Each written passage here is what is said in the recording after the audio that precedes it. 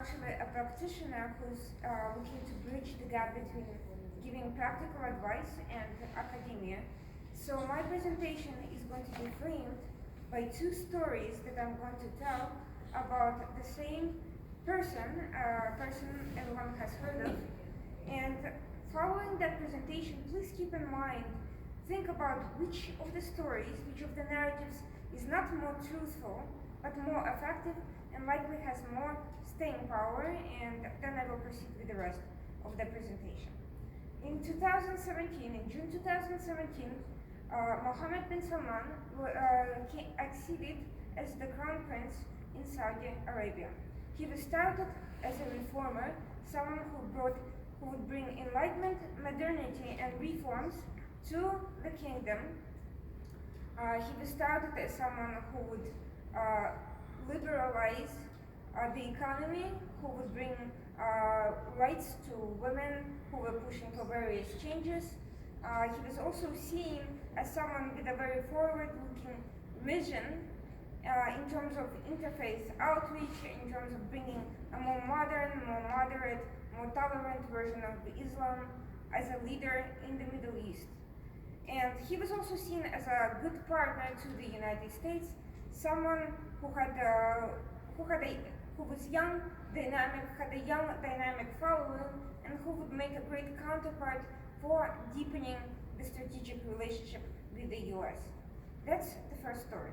Now, the second story is the story of a dark prince who, upon assuming power, immediately launched a disastrous war in Yemen, who became known for indiscriminate bombing of civilians, for murdering the dissident and journalist Jamal Khashoggi, for imprisoning women's activists, for misleading the world about his true character, for conjuring up the White House to cover up for his crimes, for spreading fear and around the globe and not just in his own country, and for being a repressive dictator, not a reformer at all. That's the second story. So, just quickly, which of these two stories do you think is more effective? Number one, just raise your hands. Or number two? The first story was put forth by Saudis themselves, and basically Mohammed bin Salman's PR people, largely centering around his trip to the United States in 2018. The second story was largely put forth by his adversaries. A lot of it, especially early after these events, came from Qatari and Turkish media, in conjunction with a lot of the Western media and some elements of the US and British intelligence apparatus. Both of these stories represent narratives. We don't know what the full story is on anything ever, but in this case, there is a specific issue going on in terms of communications, and that is this comes in the context of an information warfare goal of disrupting US-Saudi relations. What is information warfare? Quite simply, it's a strategy of utilizing and manipulating information in a way that disarms one's adversary. Saudi Arabia was the adversary to certain political and economic interests, which were competing with it geopolitically and economically, saw its close relationships with the United States as a threat, and saw Mohammed bin Salman's own agenda in reforming, bringing his reforms, and so forth as a threat. Therefore, they engaged in a protracted campaign of character assassination, which quite simply means a sustained effort to ruin or blemish somebody's reputation in order to further this agenda. Actually, there were three targets in this campaign of information warfare. One was Mohammed bin Salman himself. To that effect, his adversaries, meaning the media elements largely, who promoted this second narrative, focused on attacking both his character, him as a person, by discrediting him as a human being. There was one story circulating that he supposedly locked up his own mother somewhere, and that story has no relevance to his business dealings or political dealings, but it discredits him as a person. The second story was that accusing him of hypocrisy and unjust enrichment during the height of corruption probe in Saudi Arabia, which was supposed to return a lot of embezzled money to the government. But they also focused on disrupting his reputation, meaning his professional stand known to the outside world, by attacking all of his reforms on three fronts, and I'll just give you three quick examples. One was the Khashoggi story. Supposedly, he targeted Jamal Khashoggi for deliberate assassination, and that he was wholly responsible for murdering a journalist who was only trying to do his job and promoting freedom of the press. That was the narrative. The second narrative was that he was not a reformer, but he locked up women's rights activists who demanded more rights more quickly. That was the second story. The third was Abshare app, which was an application developed long before he came to power, that is supposed to provide various services for Saudi citizens, but that was accused of being utilized to promote the guardianship system and restrict women's rights.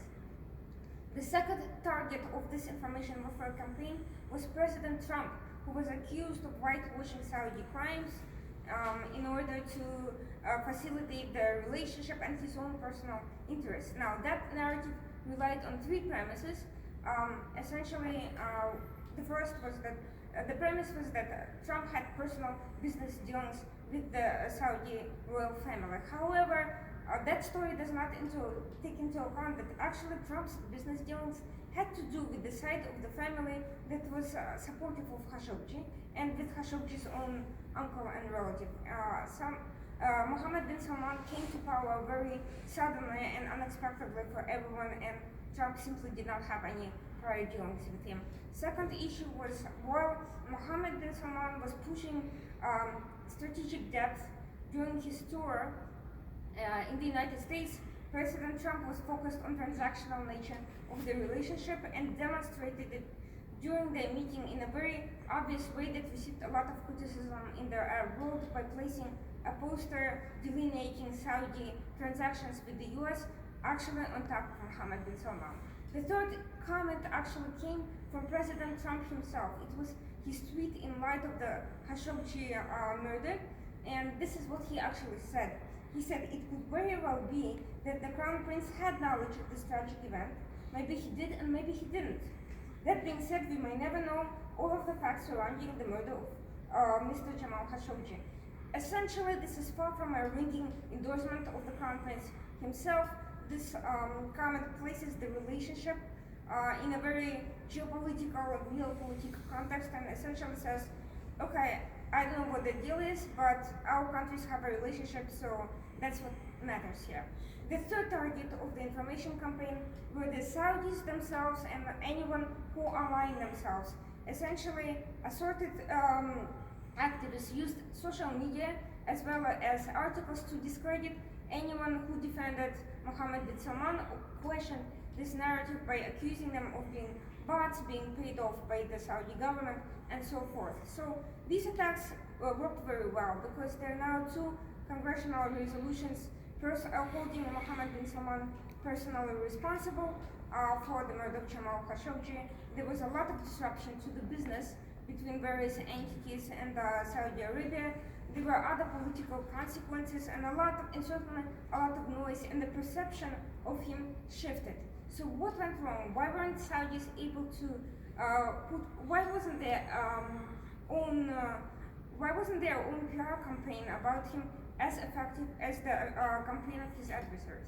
First of all, it was shallow. It was predicated on his person entirely, and all it took was even questioning the fact that he was so ideal and so perfect, and already people said, well, if he's not everything that he claimed to be, then he must be somebody terrible. In other words, they did nothing to bolster his image by providing substantive context to his reforms and informing the public about the wide-ranging effects of his actions inside the country. So that was first. Second, of course, was media, a failure to reach out to the media Qatari and Turkish media have had long-standing relationships with major U.S. outlets. Bloomberg News formed a partnership with Al Jazeera, for instance, so they were able to effectively control the narrative through most mainstream publication. But the third was the inconsistent way that the Saudis themselves shifted and failed to explain any of these narratives following them. They engaged in various forms of denial. Initially, they said that Jamal Khashoggi never even went into the Saudi consulate. Later, they claimed that he did, but that Mohammed bin Salman knew nothing about it. Then they claimed that Mohammed bin Salman wanted to arrest him, but certainly had no plans to kill him. Then they said that Khashoggi was killed in an accident during a fight and that rogue actors were to blame, but that all of these people would be put on trial and punished. Then there were various narratives going on, and meanwhile it all appeared very vague and inconsistent. Same thing with women's rights activists. Basically, they accused these women's rights activists of taking funding from Qatar and other countries, but did not publicly demonstrate these events. They did not create a plausible explanation. The only narrative that was successfully disrupted by Saudis was the Abshar app, when a Saudi woman wrote an op-ed to Bloomberg in the midst of a congressional investigation explaining the nature of the reforms taking place, saying that Saudi women themselves should have decisions about the direction of in which they're going, and claiming that the guardianship system correctly was already being unraveled and disrupted, and basically giving the context to this app, explaining what it is. Now, in terms of reputational damage, it has been quite significant, but it's not irreversible. So if I had to give one policy suggestion, it is to follow the model of the Abshar app response, contextualize, provide reasonable explanations, find who actually killed Jamal Khashoggi, the responsible party, if there was somebody else, and explain the relationship between foreign entities and other adversarial forces, and whoever was arrested. In other words, provide credible explanation for any accusations of wrongdoing. Thank you.